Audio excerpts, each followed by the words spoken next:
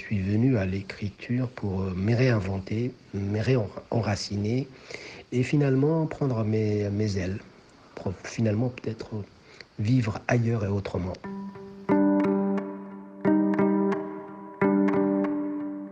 Paroles d'écrivain, saison 6, premier épisode, par Sarah Masson. Entrons ensemble dans cette 6e saison de Paroles d'écrivain où nous entendons régulièrement la voix des auteurs et autrices. Pourquoi écrire ? Quel point de départ à l'acte d'écriture ?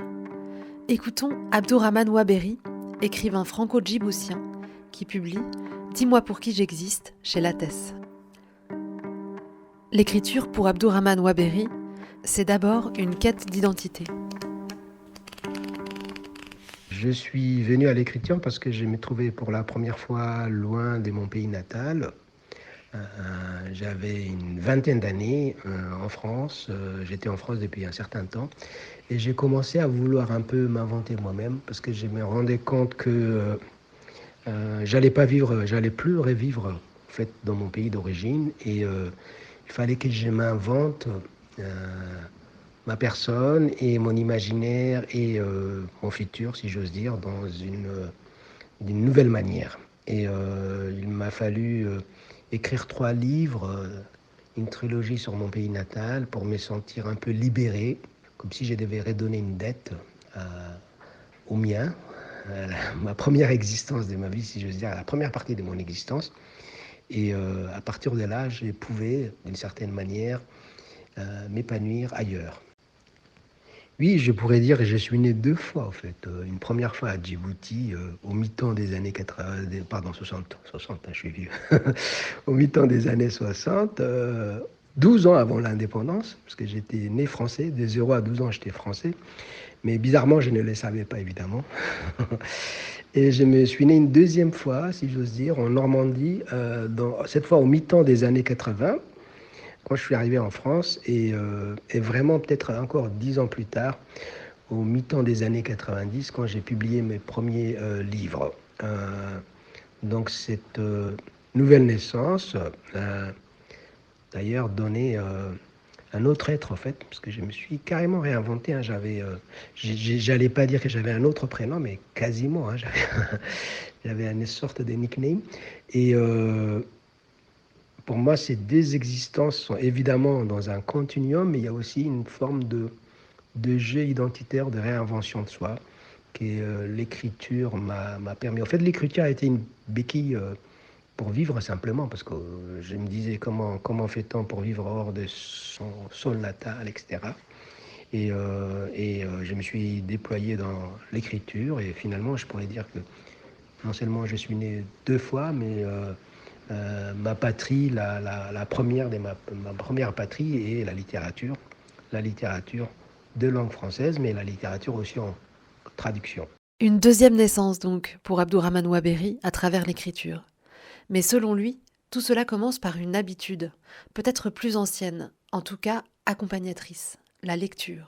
En fait, écrire, le geste de l'écriture est tributaire et parallèle à un autre geste qui est celui de la lecture.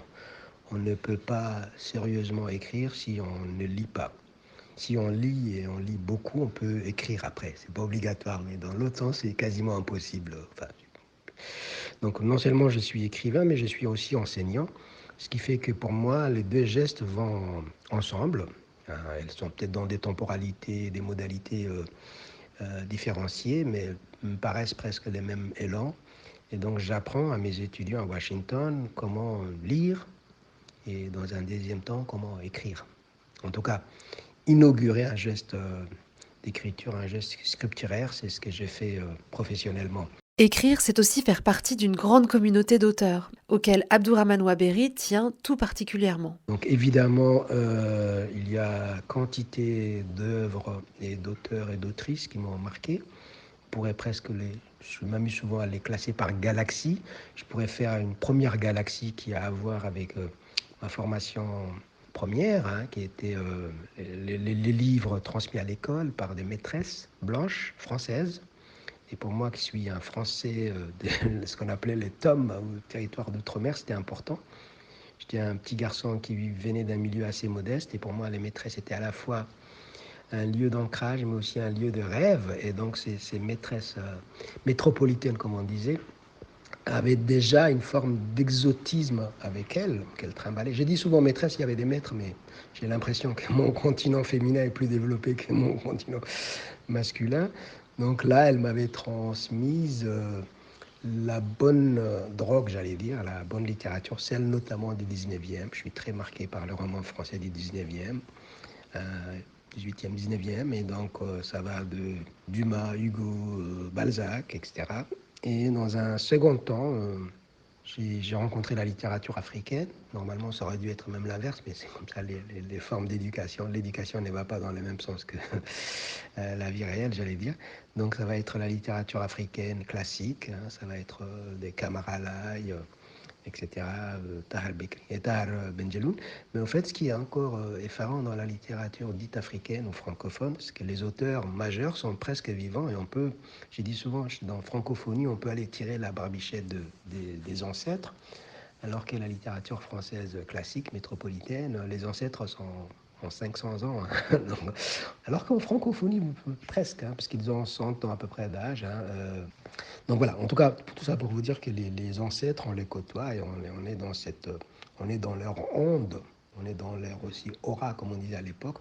Donc on peut un peu prendre de leur génie ou de leur voilà, notoriété, etc. Pour suivre la galaxie d'Abdourahmane Waberi, rendez-vous en librairie. Dis-moi pour qui j'existe, un très beau dialogue d'un père et sa fille des deux côtés de l'Atlantique. Quant à nous, on se retrouve dans 15 jours pour dialoguer avec Jamel Cherigui. À bientôt.